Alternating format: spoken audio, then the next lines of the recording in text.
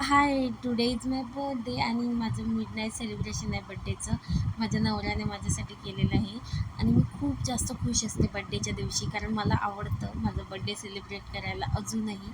लहानपणी जसे करायचे तसे, आणि नेहमीच मला असं वाटतं की सगळ्यांनी माझ्यासाठी त्या दिवशी तरी मला स्पेशल फील करावं. आणि तेच माझा नवरा, म्हणजे लग्न झाल्यापासून आता नवरा करतो आहे. सगळ्या गोष्टी माझ्यासाठी तो करतोच, म्हणजे जेवढं त्याच्याने शक्य होईल ना तेवढ्या गोष्टी करतो.